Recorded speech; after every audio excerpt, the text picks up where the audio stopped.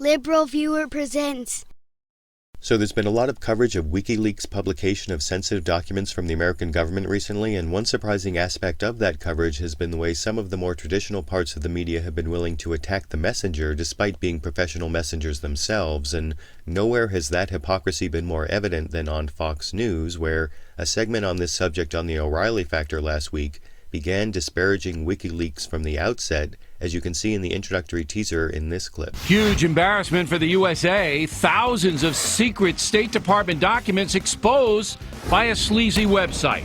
Now, I'm not sure if being called sleazy by Fox News is actually an insult, and that kind of name-calling on the O'Reilly Factor is hardly worth mentioning, but the real misinformation in this segment began when O'Reilly brought on Fox News anchor Megyn Kelly explicitly for her skills as an attorney to explain to viewers how the law applies to WikiLeaks, as you can see here. What can the Obama administration do legally to stop WikiLeaks? Here now, attorney and Fox News anchor Megyn Kelly. Now, after promising viewers Megyn Kelly's appraisal as an attorney, her actual analysis ended up being pretty superficial, giving an unacceptably broad reading to the federal espionage law after first only objecting to WikiLeaks founder Julian Assange being charged with treason based on Assange's citizenship, rather than explaining anything he's done that's treasonous, as you can see in this clip. Legally speaking, the United States options against this man are very limited. They're pretty correct? limited, yeah. We can't go after him for treason because he's Not a US United citizen. States citizen, owes no allegiance to the U.S.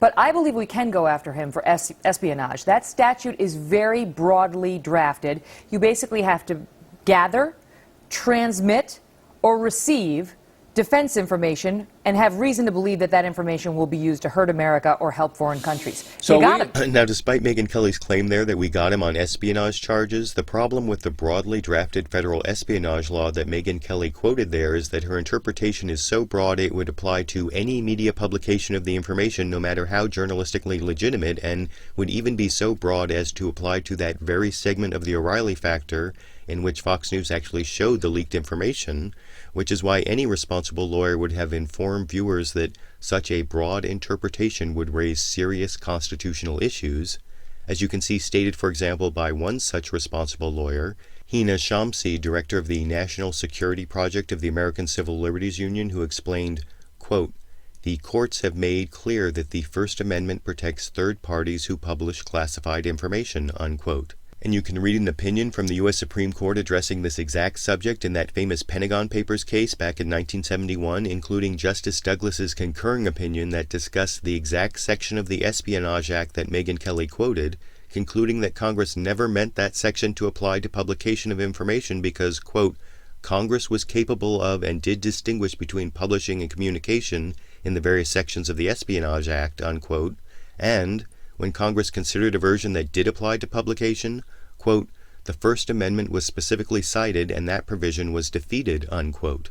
But Megyn Kelly never mentioned the major First Amendment problem with prosecuting WikiLeaks for espionage, never even mentioning the First Amendment at all in her entire legal analysis that you can watch in full for yourself at tinyurl.com/FoxWikismear, and this Fox News smear is especially hypocritical because the same First Amendment that Fox News failed to mention is the same First Amendment that protects Fox News from legal liability for the vast amount of misinformation they broadcast, while WikiLeaks actually does the job of a journalist by exposing government deception and does a better job of it than the more traditional news organizations, as Julian Assange pointed out himself in an interview at the TED conference earlier this year, right at the beginning here. The rest of the world's media is doing such a bad job that a little group of activists is able to release more of that type of information than the rest of the world press combined. And now, I don't know if that's true or not, but I do think that when WikiLeaks publishes this kind of information directly related to important public policies, it's performing exactly the journalistic function the First Amendment was meant to protect, and that informed citizens would want to protect from government prosecution. But I want to know what you think. Should the First Amendment protect WikiLeaks and Julian Assange from prosecution for espionage? And given the amount of accurate information Julian Assange has given the American people compared to the vast amount of misinformation broadcast by Fox News, which Australian-born media entrepreneur is more of a threat to the United States? WikiLeaks' Julian Assange or Fox News' Rupert Murdoch? YouTube, you decide.